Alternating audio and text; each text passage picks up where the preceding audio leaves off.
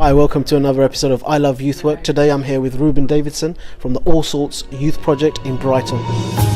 Yo, and welcome to another episode of I Love Youth Work. Hi, welcome to I Love Youth Work. Welcome to another episode of I Love Youth Work. Welcome to another edition of I Love Youth Work. As today we are... I love youth work, and your mama loves youth work.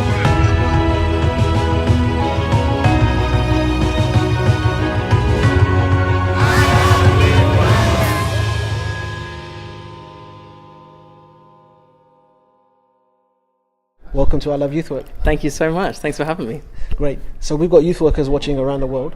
Could you tell us a little bit about your project and the project that you work in? Yeah, sure. So Allsorts supports, listens to, empowers young people between the ages of 5 and 26 that identify as being LGBT or unsure. So lesbian, gay, bisexual, trans, unsure, or any other sexual or gender minority group. And what's your role in the organisation? I do lots of work in schools, and I'm also the development worker, so it's kind of my job to go around the county or wider to meet other youth services and to spread our message of LGBT inclusion and to think about the ways that the organisation can change and expand to meet the needs of the young people. So what are the main challenges in this work? I mean, because we could speak about this for a long time, but what, in your experience so far, what kind of challenges in this work have you been addressing? That's interesting. I guess for our young people, the main issue is around mental health and well-being. Almost every activity that we run in our sort of direct frontline services is underpinned by a mental health or well-being message. Yeah. Often we get young people that don't meet the criteria for CAMS or for adult mental health teams, and they access our service, and it's been part of our sort of ongoing development as to how we meet their needs while still sort of following what we've set out to do. And we aren't technically, a mental health service, but we kind of adapted to meet that need as best as possible. And also around sort of bullying, name calling, issues in schools and colleges and workplaces. We also have an advocacy worker that deals with young people in urgent need or crisis relating to sort of housing, benefits, food poverty, that kind of thing. So yeah, it's quite a varied project that we do. I've just sat in on your workshop and we talked about kind of the high numbers of self-harm when people are getting bullied, and just the devastating effect bullying has on a certain section of young people. What are the exact kind of things that you do to help that? And you talked about listening, but what else can this organisation do? Yeah, thank you. Well, I mean, listening can mean all sorts of different things, can't it? Yeah. So we have a sort of a one-to-one service called Talk It Out, which is time-limited, solution-focused, 1 hour sessions with young people. They can have 3 at a time, and then they wait 3 months and they can have another 3. We also work very closely with anywhere that young people access, so other youth services, schools, colleges, for example, around supporting them to be better LGBT inclusive spaces. So that's around policy, that's staff training, that's workshops for the other young people that attend that space. That's also around youth volunteering, empowering young people to have their own voices out there. We don't want to always represent them if they can represent themselves. We want to provide them a platform to do that. And also linking in with longer term mental health services and being a part of a wider conversation around what services young people need, and sort of doing our best to influence change that means that those things can come about. So we're going to have some links below this video for any sort of tips and strategies that organisations watching this or individuals watching this can have. What would be some real steps that someone watching this can take forward to kind of to move forward that conversation, to support young people that they might be working with?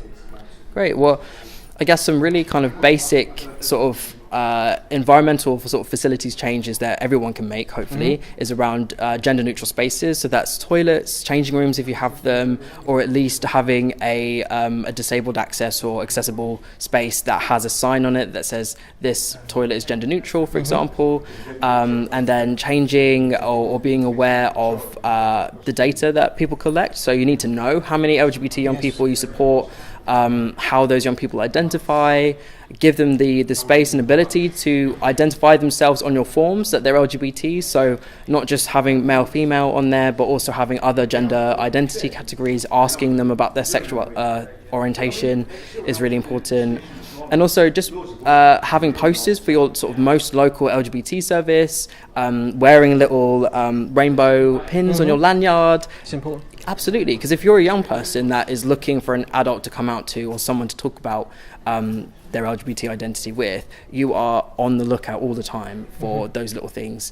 And even, you know, they're the kind of small little symbols that other young people wouldn't even necessarily pick up on, but that LGBT young person will spot and know, and that puts kind of a message out for you as a professional and about sort of your personal beliefs around inclusion and equality. So this is a personal question. What's been your favourite moment in your youth work career so far? Oh, that's a really good question. Maybe like 2 or 3 years ago, so like back when I first started doing training for professionals, we were at a university in the international development sort of department, and we did a session with a group of people that were from all over the world that came to this university to do international development. And there was a woman there from Uganda who was she was involved in like the court system in Uganda. And we were talking about how being LGBT isn't a choice, and talking about people's sort of natural attraction, and about, is attraction a choice? We believe no, sort of a wider conversation around that. And she actually like burst into tears and said about how terrible she felt about the sort of state of affairs for LGBT people in Uganda. And she said, if yesterday my son told me he was gay, I would want to kill myself. But today I understand that if he was gay, that is just who he is, and he can't do anything about that. And she wanted to take back that message back to her sort of village and area in Uganda. And that really hit home about what we believe to be the right thing in our localities, and actually about how that translates or doesn't translate to the wider world as well.